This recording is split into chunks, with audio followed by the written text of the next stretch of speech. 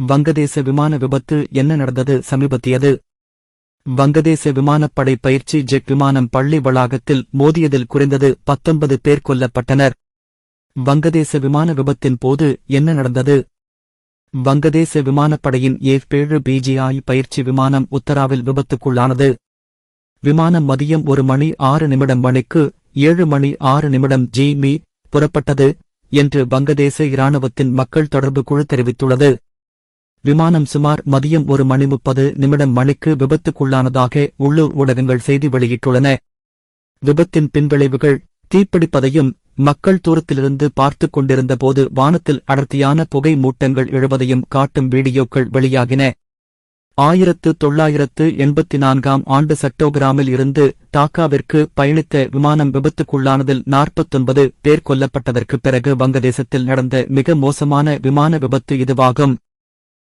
கடந்த மாதம் இந்தியாவின் அகமதாபாத் நகரில் உள்ள ஒரு மருத்துவக் கல்லூரி விடுதியில் ஏர் இந்தியா பயணிகள் விமானம் மோதியதில் அதில் இருந்த 242 பேரில் 241 பேரும் தரையில் இருந்த 19 பேரும் கொல்லப்பட்டனர்.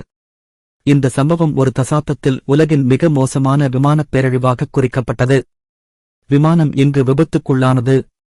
உத்தராவின் வடக்கு டாக்காவின் சுற்றுப்புறத்தில் உள்ள ஒரு தனியார் பள்ளியான மைல்ஸ்டோன் பள்ளி மற்றும் கல்லூரியின் வளாகத்தில் விமானம் மோதியது. விபத்துக்குப் பிறகு ஆன்லைனில் பகிரப்பட்ட காட்சிகள் விமானம் ஒரு கட்டிடத்தின் ஓரத்தில் மோதிய இடத்தைக் காட்டியது. இதனால் ஒரு இடைவெளி இருந்தது. விபத்து நடந்த நேரத்தில் மாணவர்கள் தேர்வுகளை எடுத்துக் கொண்டிருந்தனர் அல்லது வழக்கமான வகுப்புகளில் கலந்து கொண்டிருந்தனர். பள்ளியின் வலைத்தளத்தில் கிடைக்கும் தகவல்களின்படி மைல்ஸ்டோன்ஸில் 6000 மாணவர்கள் சேர்ந்துள்ளனர். காசாவில் உதவி பெற மக்கள் கடக்க வேண்டிய கொலை மண்டலம் இது. காசாவில் மக்கள் பட்டினியால் வாடுகிறார்கள். மேலும் அவர்கள் உணவைப் பெறுவதற்கான ஒரே வழிகளில் ஒன்று இஸ்ரேல் மற்றும் அமெரிக்காவால் ஆதரிக்கப்படும் மோசமான காசா மனிதாபிமான அறக்கட்டளை GHF நடத்தும் உதவி விநியோக மையத்திற்குச் சென்று மரணத்தை ஆபத்தில் ஆழ்த்துவதுதான். ஜூலை 13 அன்று எடுக்கப்பட்ட ரபாவின் ஷகர்ஷ் பகுதியில் உள்ள GHF உதவி விநியோக மையத்தின் செயற்கைக்கோள் படங்களை அல் ஜசீராவின் சனத் நிறுவனம் பகுப்பாய்வு செய்துள்ளது. இஸ்ரேலிய டாங்கிகள், கவச வாகனங்கள் மற்றும் ட்ரோன்களின் ஒரு பையில் நடக்க மணிக்கணக்கில், சில நேரங்களில் நாட்கள் காத்திருக்கும் மிகுந்த பசியுள்ள மக்களின் பயணத்தை நாங்கள் பின்தொடர்கிறோம். அங்கு அவர்கள் இஸ்ரேலிய வீரர்களால் சுடப்படும் அபாயம் உள்ளது. அவர்கள் என்ன செய்ய வேண்டும் என்பது இங்கே. மக்கள் எப்படி மையத்திற்குள் செல்வார்கள்? இது அங்கு செல்வது போன்றது அல்ல. மக்கள் ஒரு குறிப்பிட்ட இடத்திற்கு வாகனங்கள் அல்லது வண்டிகளை எடுத்துச் செல்ல அனுமதிக்கப்படுகிறார்கள். அதன் பிறகு அவர்கள் இறங்க வேண்டும்.